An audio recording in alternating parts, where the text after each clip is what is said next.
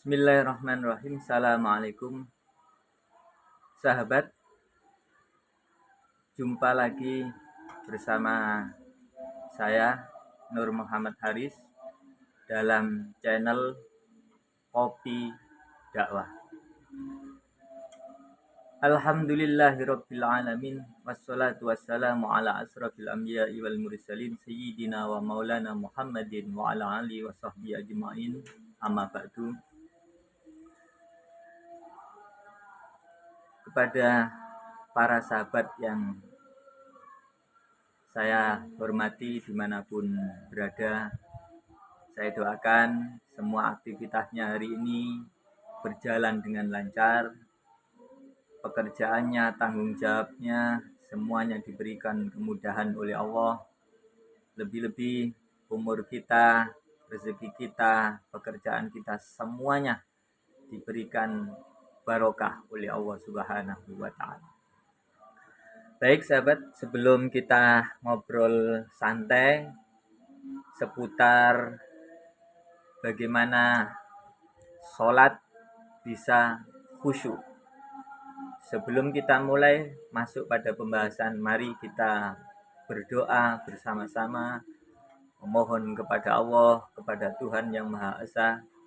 Semoga ngobrol kita ini diberikan manfaat, barokah, dapat mencerahkan hati kita untuk menjadi ilmu yang diamalkan dalam kehidupan kita sehari-hari. Berdoa, mulai.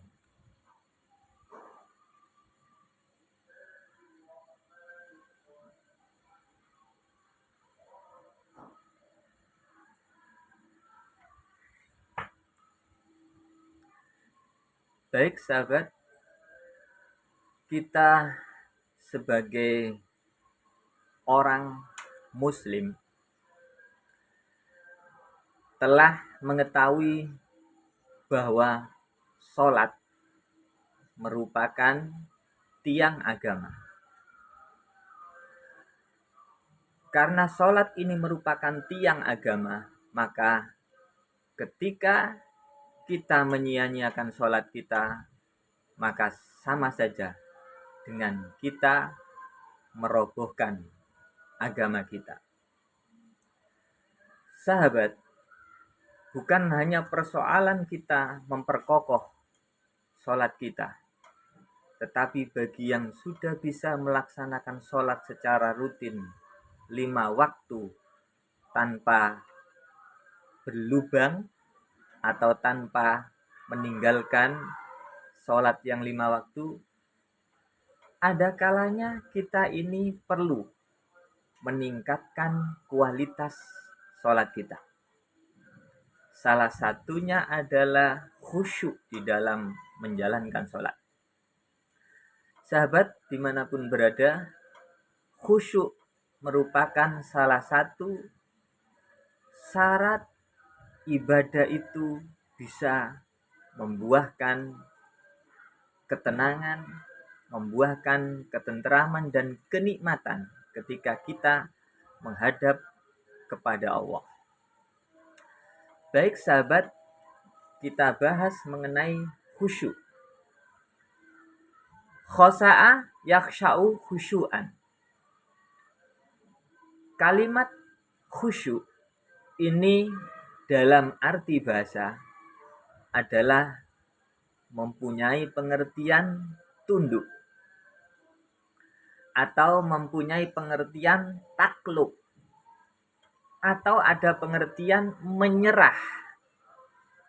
Itu khosa. Sahabat, maka ketika ingin sholat kita itu khusyuk, maka kita harus tunduk kepada Sang Pencipta, takluk kepada kekuasaan Sang Pencipta, menyerahkan semua urusan kita, semua persoalan kita kepada Allah Sang Pencipta. Perasaan yang semacam ini sahabat, ini harus ditumbuhkan ketika kita mau melaksanakan sholat. Ketika kita mau berdiri melaksanakan sholat, mau menghadap kepada Allah, hendaknya hati kita ini senantiasa kita hadirkan kepada Allah. Setelah hati ini hadir, sahabat, sebelum kadang kita mau melaksanakan sholat, ada beberapa syarat seperti berwudu. Nah, sahabat, berwudu ini hendaklah diperbaiki. Mulai daripada niatnya wudu, kemudian membasuh anggota-anggota tubuh kita ini dengan doa. Kemudian setelah wudu kita juga berdoa. Semuanya itu harus dilakukan dengan sistematis, berurutan, dengan pelan-pelan. Mulai daripada wudu. Kalau wudu kita ini, sahabat, kemudian sudah tergesa-gesa, wudu kita tidak khusyuk, wudu kita sekedar wudu, tidak diatur tata caranya, maka berpengaruh ketika nanti kita akan melaksanakan sholat. Jadi yang pertama, perbaiki wudu kita. Kemudian sahabat, ketika kita menghadap kepada Allah, mau melaksanakan sholat, hendaknya kita ketika mendengar azan dikumandangkan, ini kita sudah hadir, ya, hadir di tempat sholat. Kenapa? Ketika azan dikumandangkan, sahabat, kemudian kita sampai pada iqomah, kita berada di posisi tempat sholat, ini juga mempengaruhi kejiwaan kita atau persiapan kita untuk menghadap kehadirat Allah Subhanahu wa ta'ala. Nah, sahabat, jadi setelah kita memperbaiki wudu, kita dengarkan azan, kita jawab azan, kita mengikuti iqomah, berdoa setelah iqomah.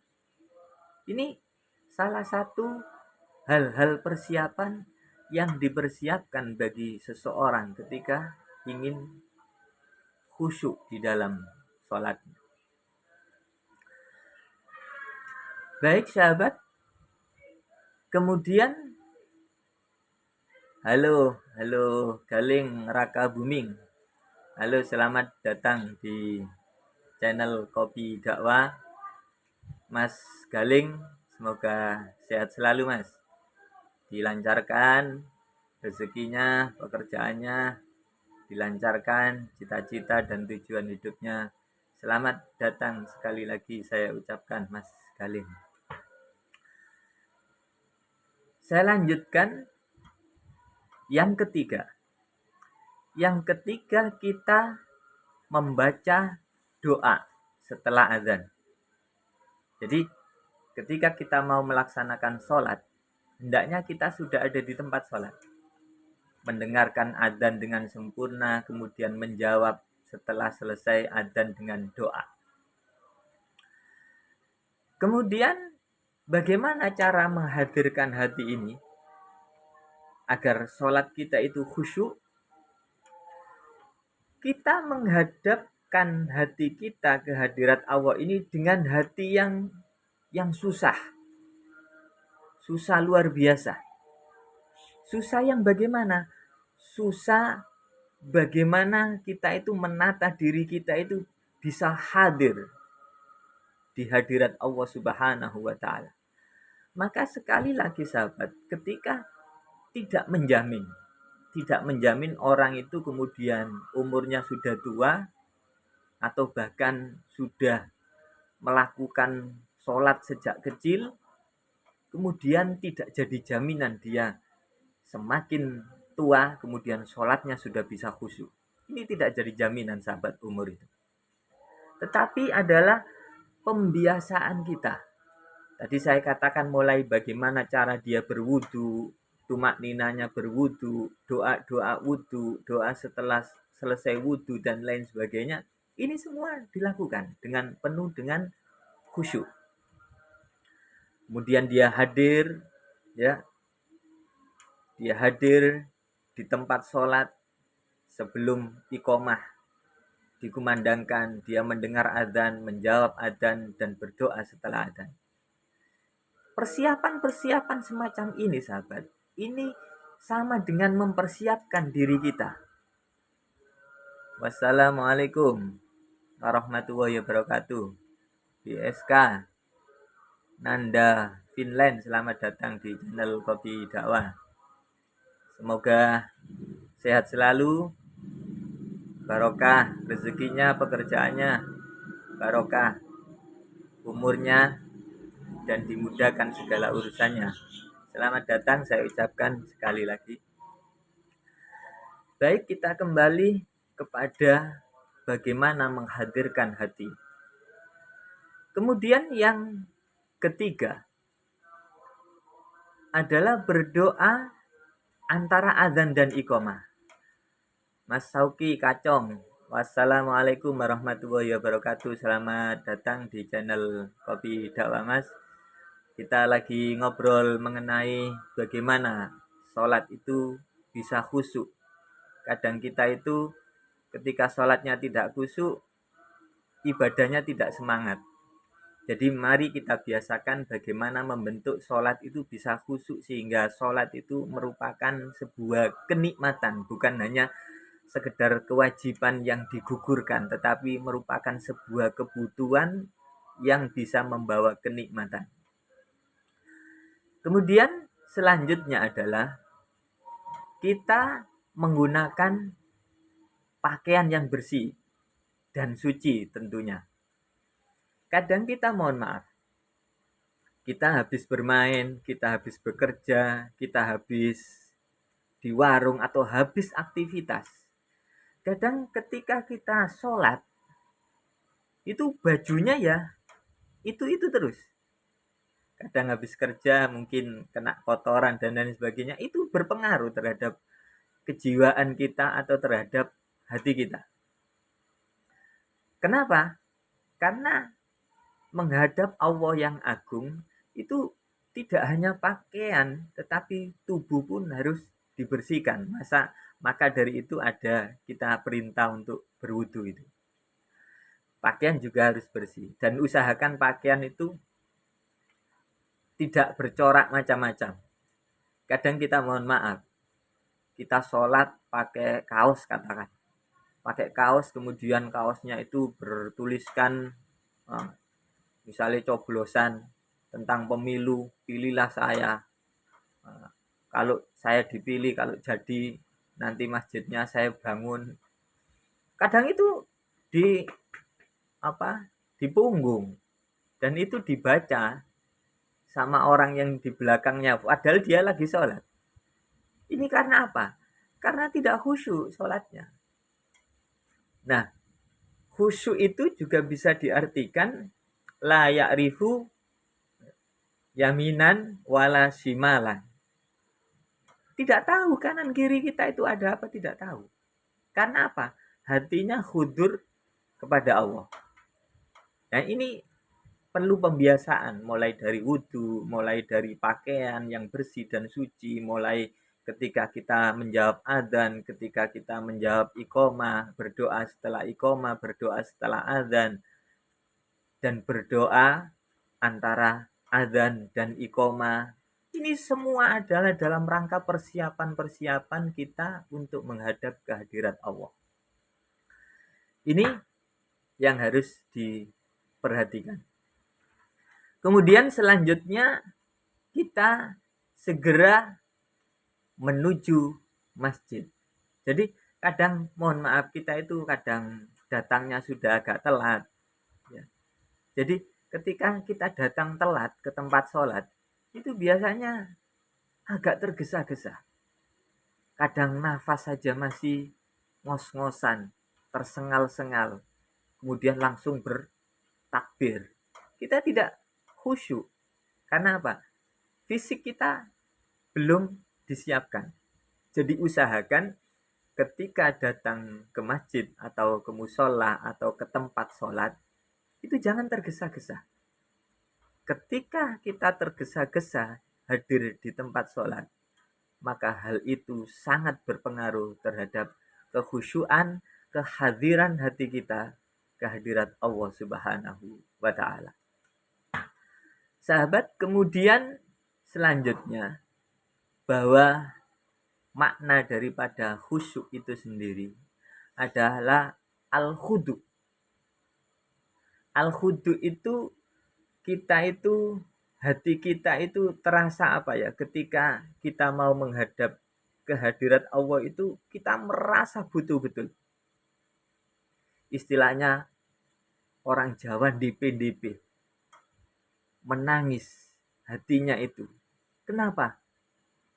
Karena mau menghadap kehadirat Allah, memohon kepada Allah dengan diiringi khuduk tadi, DP, menangis-nangis kepada Allah. Ya Allah, ya Allah, ya Allah, saya akan menghadap kepadamu ya Allah, saya akan memenuhi panggilanmu ya Allah, saya juga memohon kepadamu ya Allah, berikan begini dan lain sebagainya.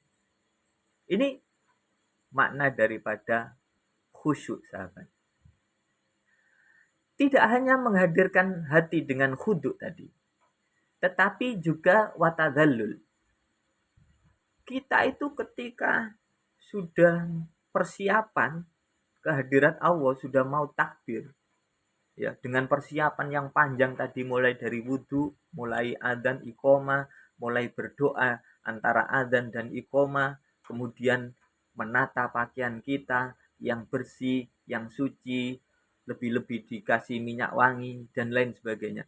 Penataan yang begitu panjang itu, sahabat, dalam rangka menciptakan suasana yang nyaman kita menghadap kehadirat Allah.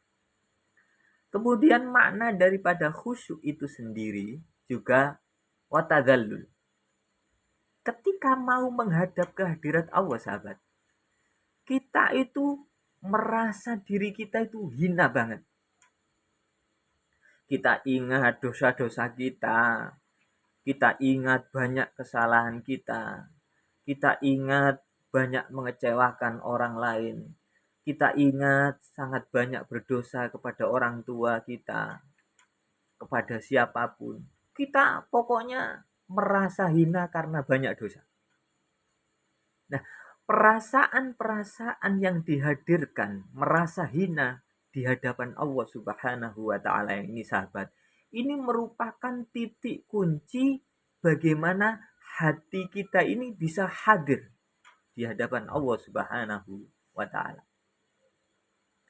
Baik, sahabat, itu beberapa makna daripada khusyuk.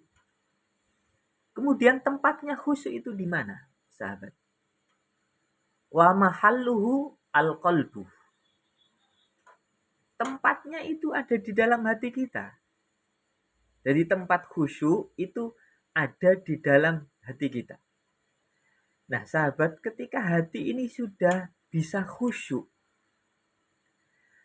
rasanya ketika kita menghadap kehadiran Allah itu terasa nikmat banget.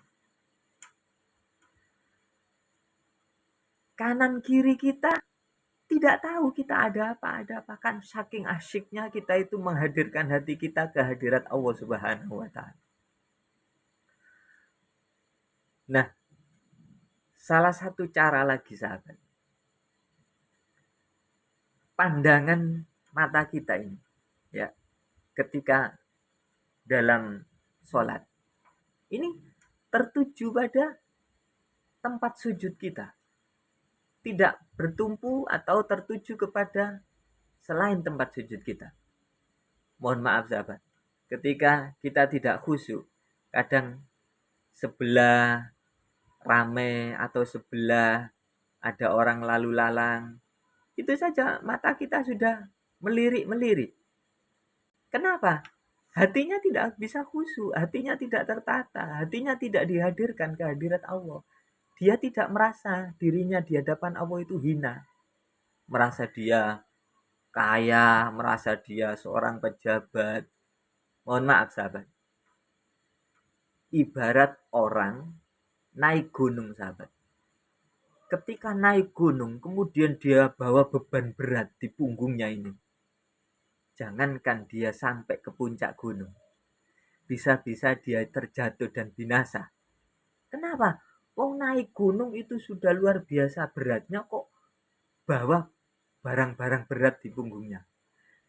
Kita juga begitu sahabat. Ketika kita menghadap kehadirat Allah, taruh dulu pikiran kita yang tadi banyak masalah di tempat kerja kita, banyak masalah di rumah kita, banyak masalah di masyarakat kita. Taruh semua dulu. Hati kita yang lagi kacau, ya, dimarahi atasan, tadi lingkungannya juga tidak mendukung, anak rewel dan macam sebagainya, itu taruh dulu semua, dihilangkan dulu. Jabatan kita, kekayaan kita, apa yang sudah kita miliki dari berbagai macam kenikmatan dunia itu harus kita tinggalkan semuanya.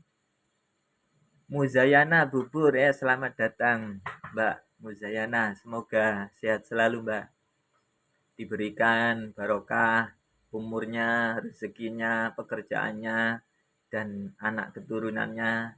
Semua yang hadir, saya doakan semua urusannya juga dipermudah oleh Allah Subhanahu wa Ta'ala. Terima kasih Mbak Muzayana Bubur. Saya lanjutkan kembali. Jadi ketika kita menghadap kehadirat Allah Subhanahu wa Ta'ala, kemudian kita masih membawa beban-beban di hati kita, beban-beban di kepala kita, tidak akan pernah khusyuk walaupun kita sholatnya sudah sejak kecil bahkan sampai tua. Karena apa? Tidak pernah dibiasakan bagaimana tata caranya kita itu bisa menghadap kehadirat Allah itu khusyuk. Tidak pernah dibiasakan, tidak pernah dipelajari, tidak pernah diterapkan ketika mau menghadap kehadirat Allah Subhanahu wa Ta'ala. Kenapa? Tadi sudah saya katakan sahabat, khusyuk itu tempatnya di hati. Nah, ketika hati ini sudah bisa khusyuk sahabat, mulai dari mata, tangan, sampai kaki, semuanya itu akan ikut khusyuk, mengikuti daripada hatinya. Tapi kalau hatinya itu belum bisa khusyuk, kadang kita itu suka bergerak, entah itu ada lalat lalu lalang, kemudian kita begini. Hati-hati kalau kebanyakan bergerak yang tidak dianjurkan di dalam sholat, bisa-bisa sholat kita itu menjadi batal. Jadi hati dulu.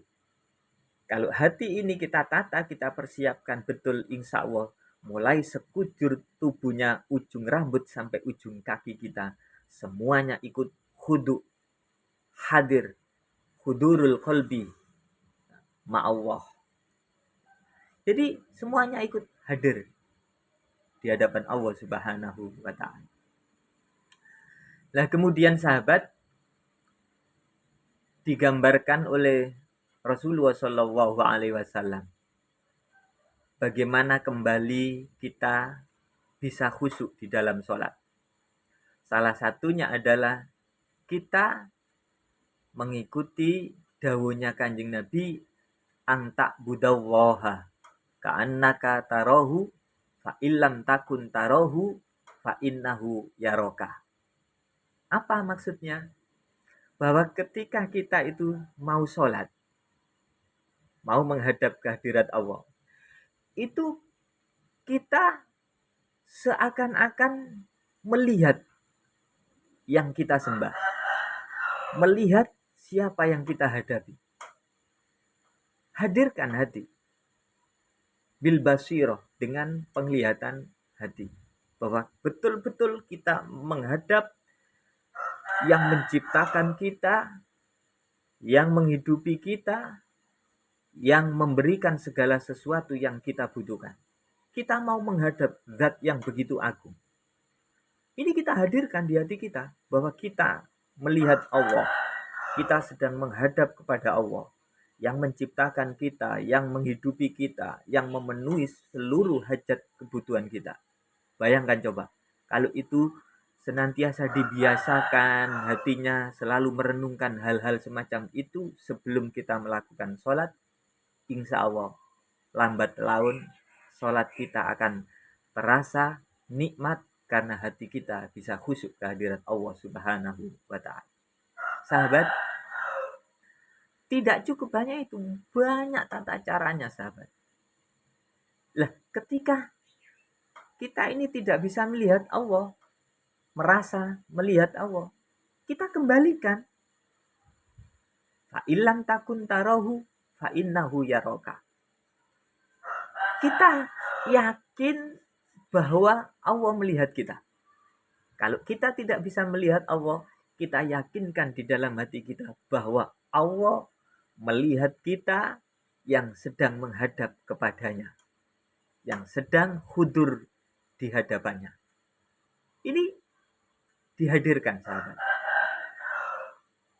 Memang tidak mudah sahabat, tetapi sesuatu itu ketika dipersiapkan dan dibiasakan sedikit lambat laun akan menjadi sesuatu yang khusyuk luar biasa. Yuki, ya, waalaikumsalam warahmatullahi wabarakatuh. Saya doakan Mas Yuki sehat selalu. Kita ngobrol di Kopi Dakwah, mudah-mudahan umur kita berkah, rezeki kita berkah, pekerjaan kita berkah, anak-anak kita semuanya berkah. Mari kita perdalam mengenai kekhusyuan. Saya lanjutkan sahabat. Kenapa ini kita harus belajar khusyuk? Terima kasih, sehat juga Mas Yuki, sehat selalu dan semua keluarga diberikan juga kesehatan oleh Allah Subhanahu wa Ta'ala. Sehat semua yang hadir di channel Kopi Dakwah. Sahabat, perlu juga diketahui, kenapa khusyuk ini harus kita pelajari secara detail, secara mendalam.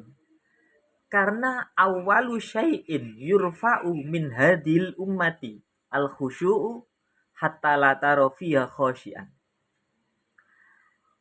Dikatakan di dalam riwayat At-Tabrani, Rasulullah Shallallahu alaihi wasallam bersabda, perkara yang pertama kali ya diangkat dari umat ini ya, pertama kali yang diangkat berarti dicabut, dihilangkan, pertama kali adalah khusyuk sahabat.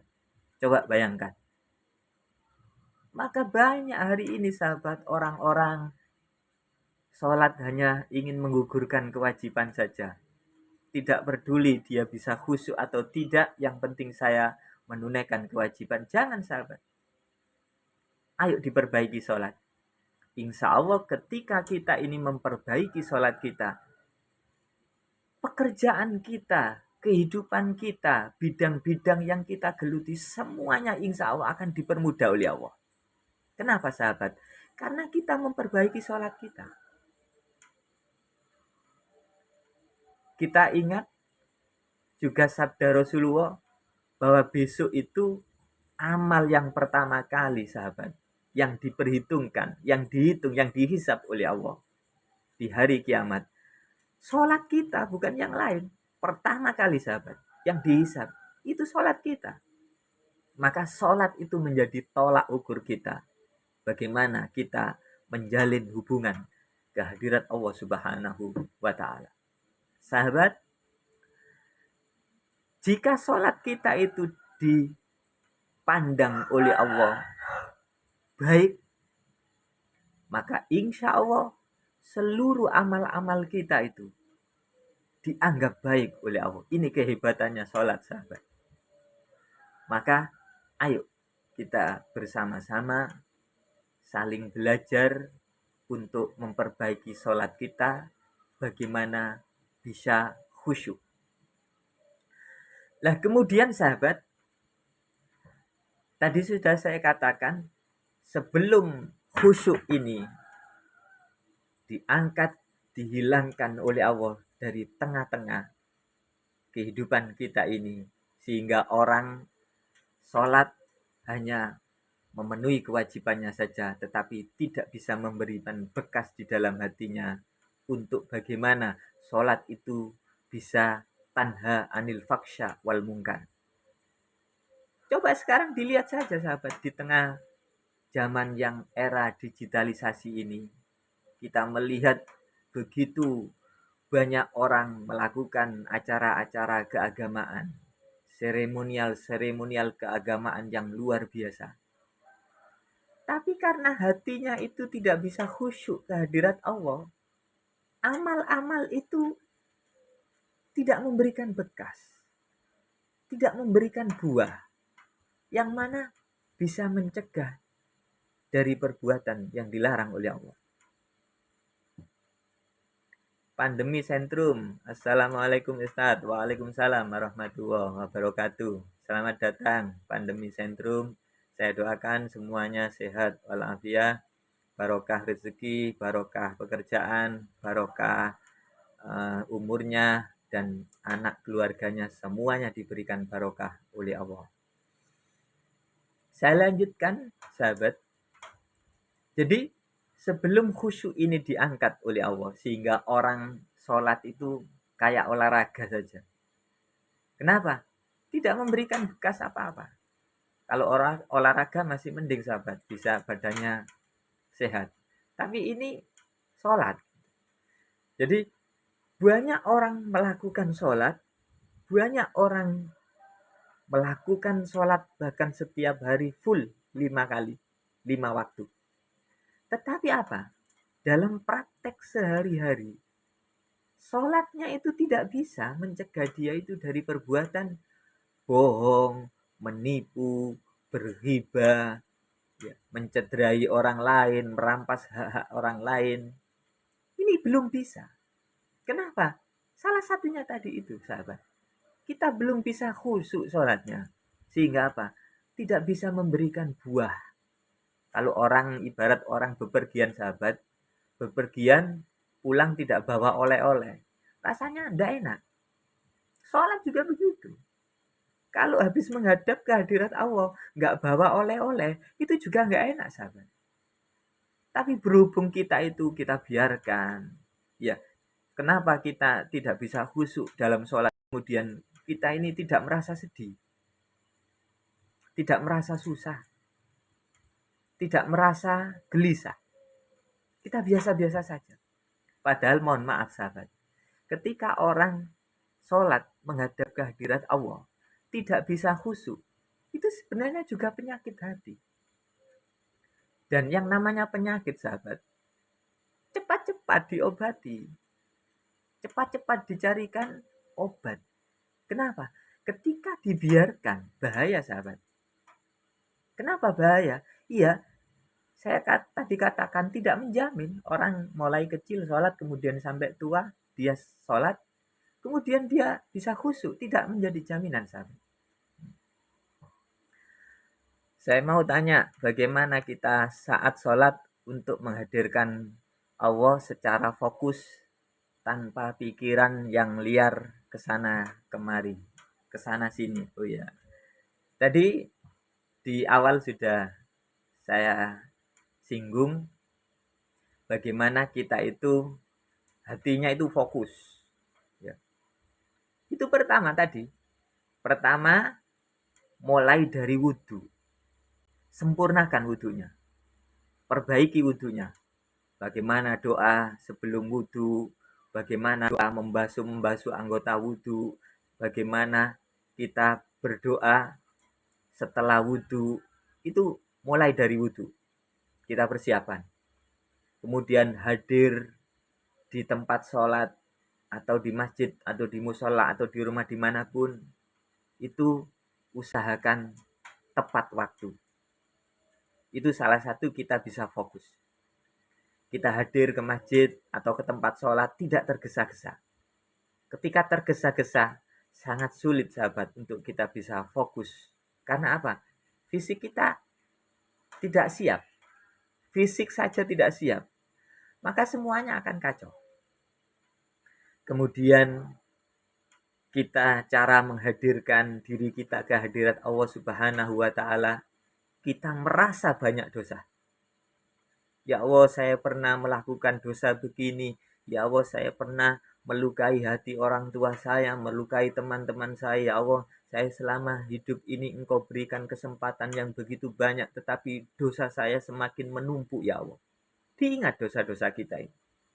Agar apa? Hati kita bisa hadir di hadirat Allah Subhanahu wa taala. Itu salah satu bagaimana kita bisa fokus. Pandangan kita ini fokuskan ke tempat sujud. Jangan berfokus kemana-mana. Atau boleh kadang kalau kita itu tidak bisa fokus ke tempat sujud, mungkin pejamkan mata, tidak apa-apa. Jadi apa? Agar kita khusyuk di dalam sholat. Kita tidak mengetahui kanan kiri kita, depan belakang kita, apapun suara-suara kebisingan. Kalau misalnya masjidnya itu di jalan raya yang ramai, itu kita harus bisa mempersiapkan diri. Mulai dari tubuh kita, seperti pakaian kita itu sahabat.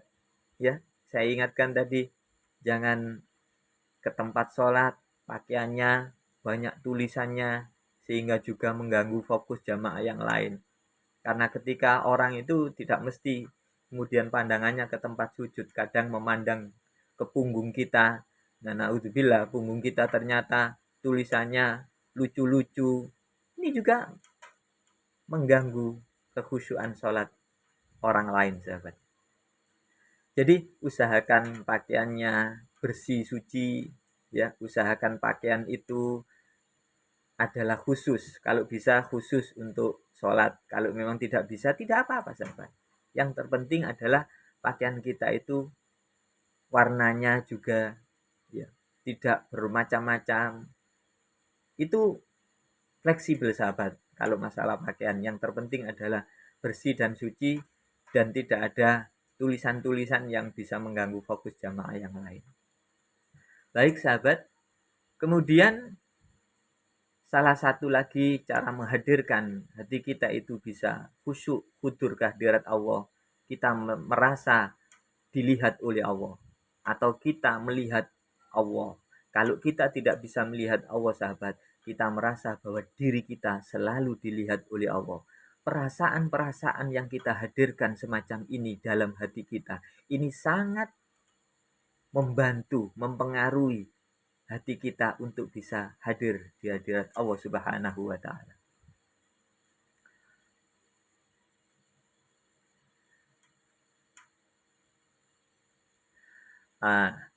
Ya, Mas Pandemi.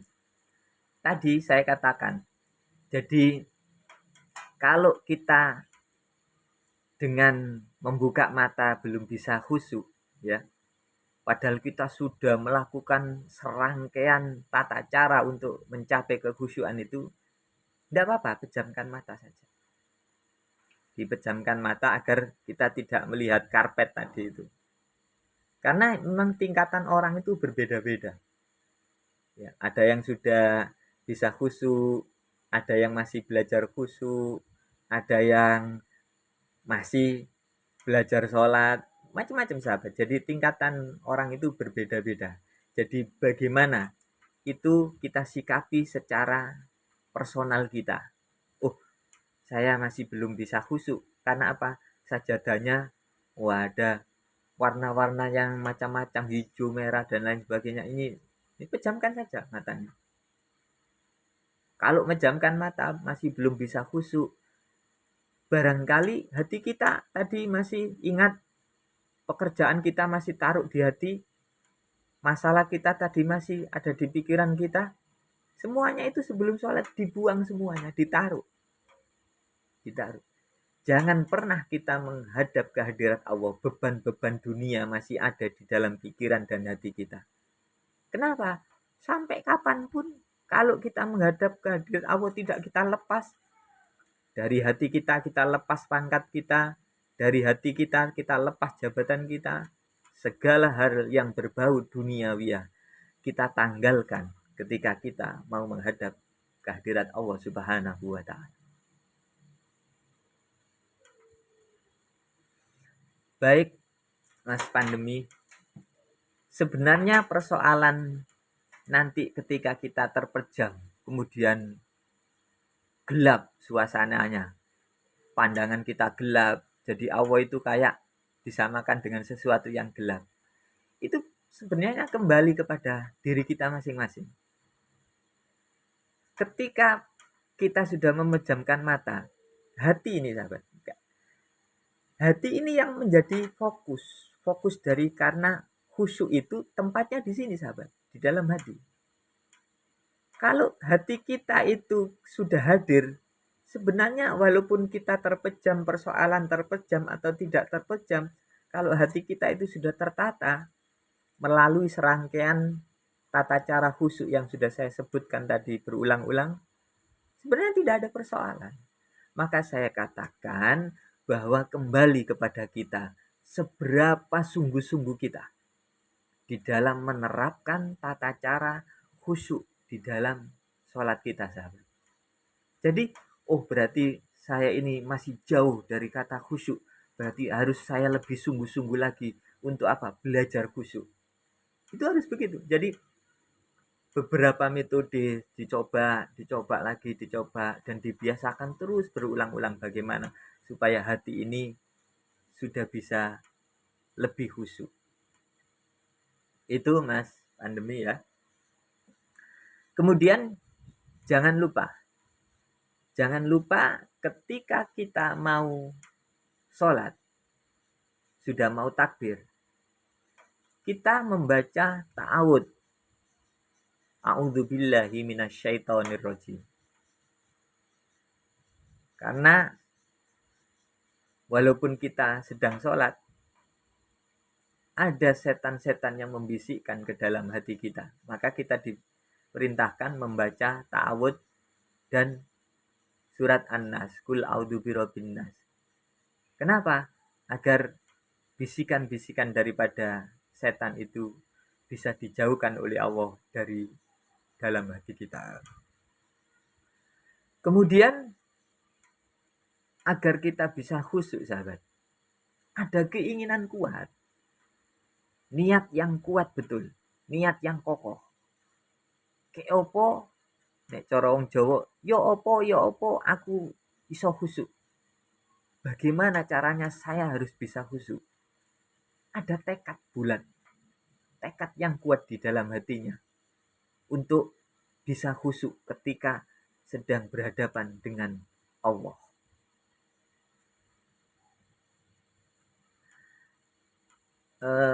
Mas Pandemi ya, sentrum bagaimana secara esensinya Ustadz melepasnya, karena pikiran itu selalu berjalan, dan tidak bisa diam.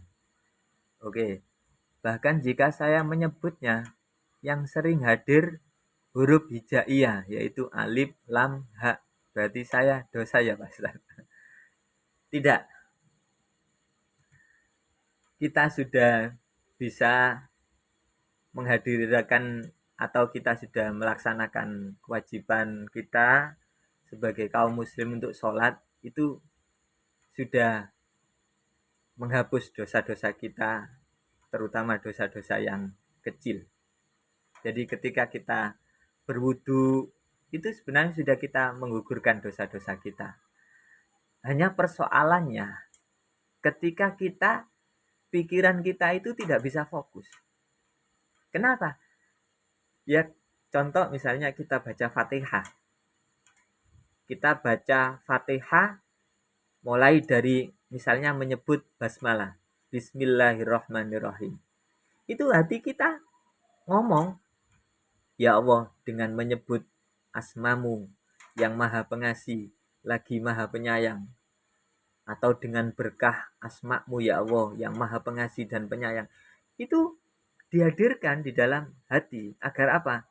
Tadi Mas Pandemi, agar tidak hanya teringat pada huruf-huruf hijaiyahnya. Karena penghadiran makna yang kita baca itu juga sangat berpengaruh terhadap kekhusyuan kita di dalam sholat.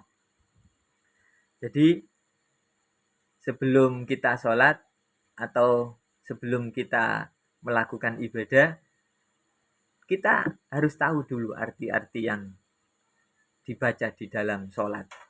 Mulai dari Fatihah, mulai dari ruku, sujud, dan lain sebagainya. Itu kita harus belajar artinya. Belajar sekarang kan sangat mudah, kita bisa dari buku, bisa dari internet, ya, bisa dari manapun. Semuanya sekarang sudah komplit. Dunia sekarang bisa digenggam hanya dengan satu genggaman tangan. Ya. Jadi semuanya di dalam HP kita sudah ada. Tinggal kita maunya belajar apa enggak. Tapi tetap juga kita sambil kita gurukan, ya, kita tanyakan secara mendalam tentang ilmu-ilmu yang kita pelajari. Tidak cukup hanya di medsos, tetapi juga harus tetap kita gurukan agar kita dalam pelaksanaannya tidak salah arah. Tekad apakah tidak memancing ego nafsu tadi? Karena kita saat ikhlas yang terjadi nafsu. Tadi saya katakan bahwa kita perlu pembiasaan. Contoh saya contohkan, misalnya kita mau hadir ke tempat sholat. Kita riak, ingin dilihat. Ketika dilihat tetangga kita, kita merasa, oh, saya termasuk orang yang ahli ibadah. Teman-teman kita memuji kita dan hati kita menyambutnya. Menyambut apa? Dengan riak. Kadang saking dia itu khusyuknya berjamaah, tidak pernah lepas jamaah, sehingga dia kadang berkata, wah, tidak ada di tempat saya ini orang kayak saya. Akhirnya apa? Riak. Karena Allah, karena pujian-pujian dari tetangga atau dari teman atau dari orang. Nah, bagaimana menyikapi itu? Kita kan sudah tahu itu riya. Apakah kita mundur kemudian tidak datang berjamaah? Jangan, sahabat. Terus maju. Terus saja kita sholat sambil memperbaiki sedikit demi sedikit. Insya Allah ketika kita itu sudah membiasakan diri, insya Allah lama-lama juga hilang. Nah, persoalannya kita itu kadang ya nafsu, kadang ria, kadang penyakit-penyakit itu timbul. Itu sebenarnya sudah wajar, tantangan. Yang paling penting bagaimana kemudian ketika ada penyakit-penyakit semacam itu, kita belajar. Belajar apa? Mencari obat. Bukan dibiarkan, mencari obat. Sehingga apa? Penyakit yang satu belum selesai, belum sembuh, timbul penyakit yang lain. Karena apa? Dibiarkan. Sehingga sampai kapanpun kita tidak pernah mengenyam kenikmatan di dalam beribadah kehadirat Allah Subhanahu wa Ta'ala. Sahabat, orang itu insya Allah ketika sudah bisa khusyuk, dia merasa nikmat menghadap kehadirat Allah, itu nikmat banget. Saking nikmatnya dia itu tidak ingin meninggalkan. Bahkan datang, misalnya sholat, datang itu sebelum waktunya adzan, dia sudah datang. Karena apa? Karena dia merasa kenikmatan yang luar biasa ketika menghadap kehadiran Allah Subhanahu wa Ta'ala. Dan tentunya ketika kita sudah bisa khusyuk menghadirkan kekhusyuan di dalam hati kita, urusan-urusan kita itu juga dimudahkan oleh Allah. Pekerjaan kita, anak-anak kita, kemudian keluarga kita, semuanya dalam bimbingan oleh Allah Subhanahu wa Ta'ala.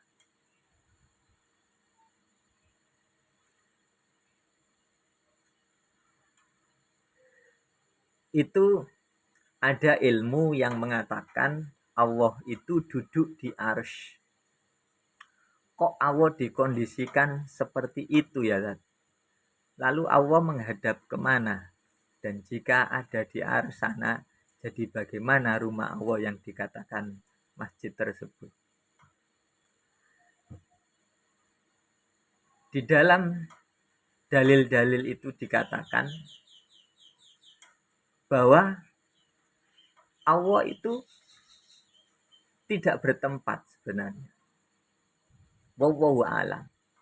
Jadi dikatakan aras itu sebagai simbol-simbol kebesaran Allah. Kita menghadap kemanapun Allah ada. Tapi bukan berarti Allah menempati suatu tempat. Misalnya kita sholat harus menghadap ke kiblat Ka'bah. Lah kalau kita ada di Ka'bahnya, orang bisa sholat dari arah sana, menghadapnya ke sana, kan menghadap ke kiblat semua. Jadi arahnya berbagai macam arah. Tapi menghadap ke Ka'bah. Jadi ini menjadi sebuah perenungan, menjadi sebuah bukti bahwa Allah itu tidak bertempat. Semuanya itu, misalnya kadang orang-orang menyebut masjid itu rumah Allah. Itu sebagai simbol sebenarnya. Simbol apa? Simbol memberikan gampang pemahaman. Jadi pemahaman secara gampang dipaham, ya.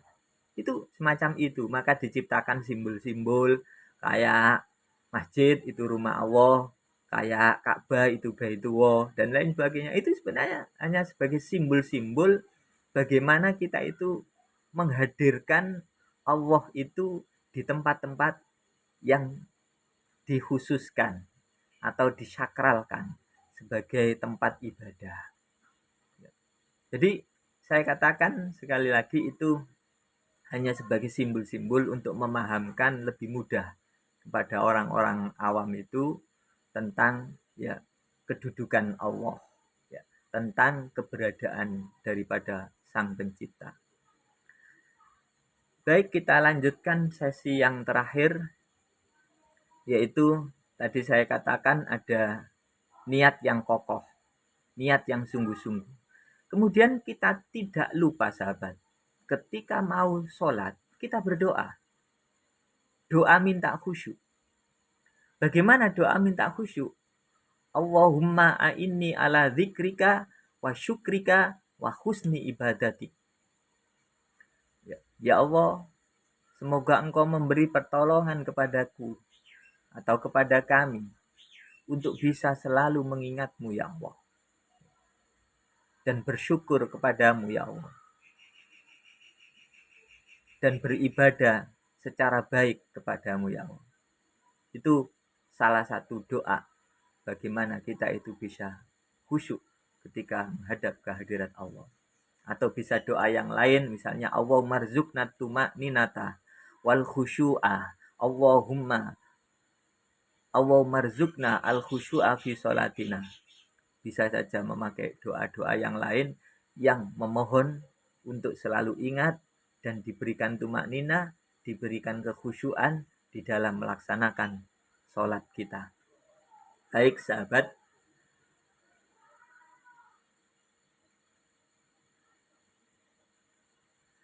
Mas Pandemi, ya kata-kata menghadirkan, kok saya masih rancu ya Kat.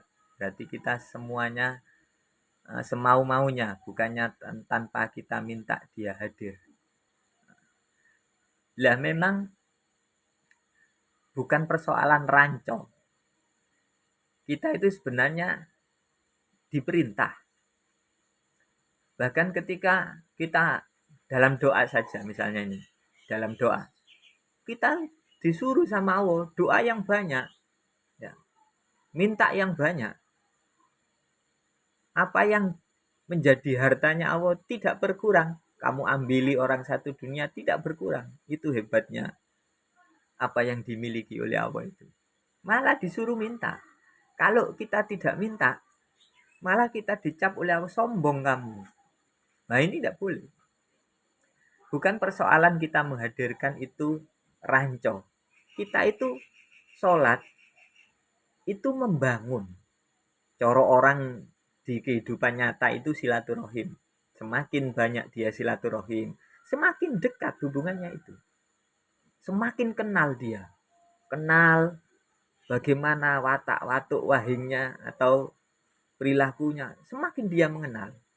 Semakin dia mengenal kesukaannya, kebiasaannya, semakin dia cinta. Semakin dia mengenal, semakin dia cinta. Kita sama, ketika kita terus membangun hubungan kepada Allah, hadir di hadapan Allah, kita selalu dekat kepada Allah, maka kita tahu kesenangan-kesenangan Allah, bagaimana kita bisa penuhi, sehingga Allah pun menyenangi kita, mencintai kita, selalu mencurahkan rahmatnya kepada kita. Baik sahabat, mungkin demikian yang dapat kami sampaikan pada pertemuan siang hari ini. Saya mohon maaf, banyak kekhilafan, banyak kekurangan. Saya sekali lagi mohon maaf yang sebesarnya. Saya doakan semua sahabat-sahabat, pemirsa dimanapun berada, selalu diberikan rahmat, barokah, umur, pekerjaan, maupun rezekinya, anak keturunannya, dan mudah-mudahan kita dimatikan oleh Allah besok dalam keadaan yang husnul khotimah. Saya akhiri, ihdinas siratal mustaqim wal muwaffiq ila aqwamit thoriq. Assalamualaikum warahmatullahi wabarakatuh.